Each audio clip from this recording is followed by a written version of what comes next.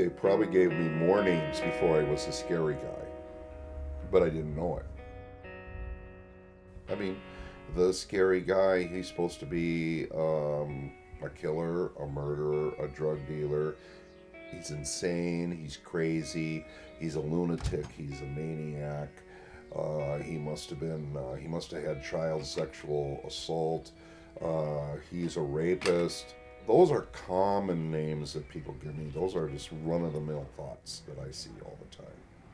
So based on that as the reality, I have learned how not to let their behavior and their negative enter my body, me become negative, and put it right back out.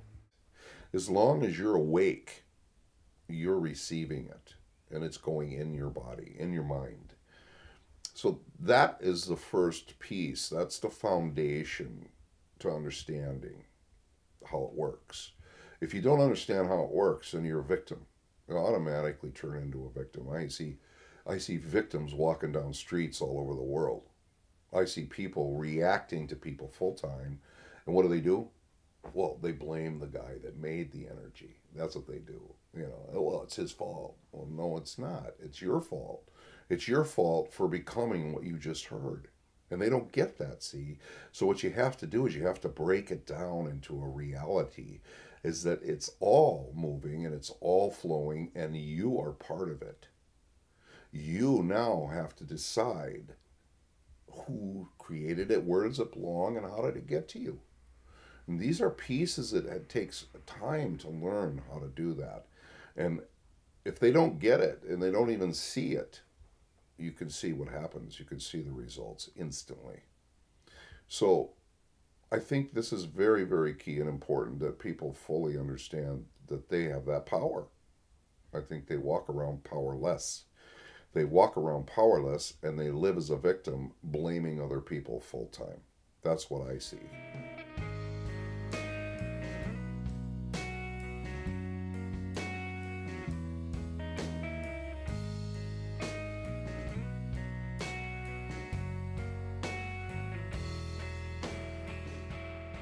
All right, I want a chocolate. Chocolate in a cone, yeah? Yeah, is that the biggest cone you got? Yeah. Are you going to be glad when you're done waiting on me? No, I miss you. Cheers. Thank you. Joy. I was working in British schools in the northwest of England, in Bury and Lancashire, and I managed projects into the 3 schools for language development, and I also worked with the head teachers in the schools to improve race equality and race relations between students in the schools. And at this time I saw information on a program about the scary guy. In fact, I was emailed the information, and when I first saw the information I thought, wow, who's this guy and what's his message all about? So I actually did my research and I telephoned every school that had brought scary into their establishment in Britain. And resoundingly, the information I got back, every person said, just book him, bring him into your school, he's absolutely amazing. My key message, I think, is to show people. Now, I say show. It's to show people how to take full responsibility for who they are as a human being. You know, it's easy to talk about respect. It's easy to talk about love thy neighbor. It's easy to say, hey, be kind. And these are just words. I mean, they're just words coming out of my mouth. And in a lot of places I travel to, they just have these words all over the walls. It's like, respect and kindness and love and, the peace sign and all that stuff is great. I think it's really good to have all that. But how do you do that? How do you do that when somebody's being rotten and horrific and in your face with negative energy and behavior? That's the key.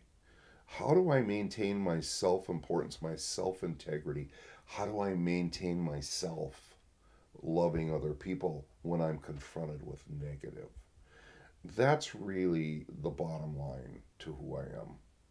And I've learned how to do that. I've taught myself how to do that because of the way I look.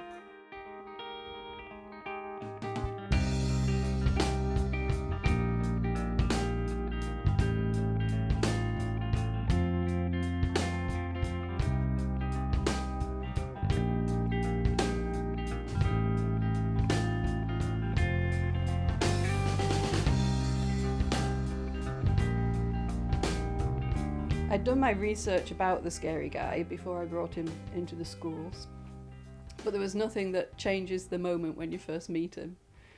He's truly a very different character, obviously, from the way that he looks, but also I think I wasn't quite prepared for his presence. And today I can see that the energy and the aura around him actually comes because, I believe, because he lives what he teaches.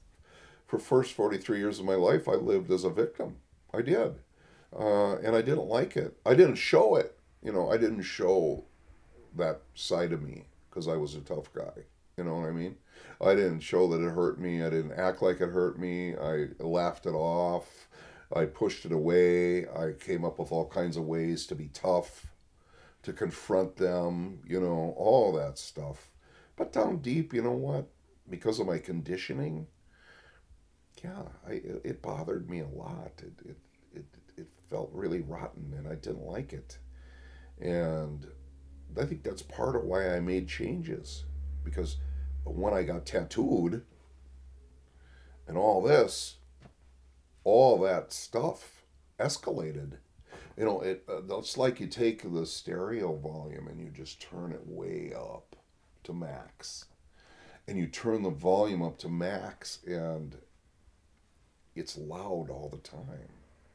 So all the names became very clear and loud. And I just knew that at a certain point, I had to figure out what to do so I could live my life. There. But did it before all this? Yeah, it did hurt. He's extremely loving. I think he's very generous, very, very truthful, and very honest. Sometimes that's hard for people. I think it's more comfortable, it's easier for people to live almost in a ambiguous state where things are not quite clear and you can pass things off and you can smooth things over. Lots of people don't want to actually look at the truth of situations around them. It's a challenge to actually look at really what your own words mean. And when you communicate what you're trying to achieve in your communication, he's very, very accurate. And I think that can be quite difficult for people because it can be quite uncomfortable.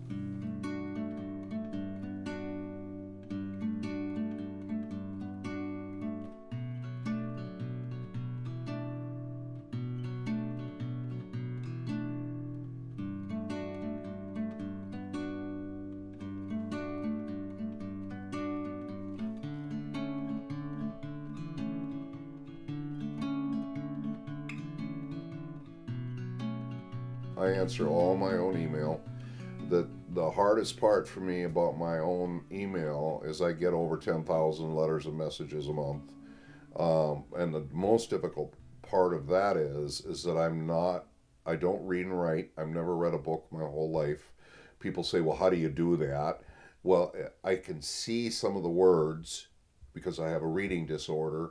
I see the words, I figure out what the content is based on certain words. So it's not as simple as everybody thinks. It's not like, oh, he just reads it and just does this. No, it's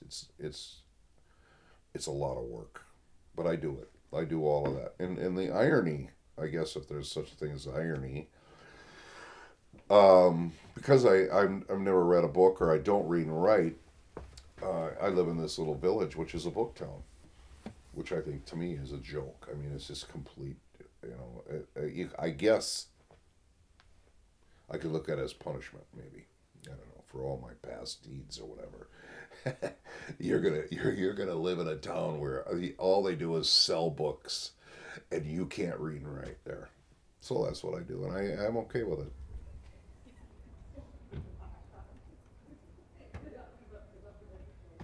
There's a part of Scary's training, the final phase of the training that he delivered, and it's called the key. And actually I have the key here around my neck, but this represents that phase of training. You'll see that there's a puzzle piece on top of the key. And that's because when I met Scary and I saw the programs for the first time as an educator, I said to him, for me, what he presents is the missing piece. So, and absolutely, that's how I felt about it. I've tried to work out in schools how to solve problems, and I think what he presents is actually a solution. There isn't one moment of my life where I thought that this is what I would do. There's not 1 second prior to this that I ever thought, oh, well, I'm going to be this guy that's going to travel the world, and I'm going to talk about love and acceptance of all people, and I'm going to show people how to be like that. There's just no way that I had premeditated that, or, I mean, where do you go to learn that job? I really don't know. So I didn't think about it like that. I just thought I'd be a tattoo artist, and then something happened that changed my life, and I don't know that it changed my life. I think that it just woke me up. It woke me up to who I really was.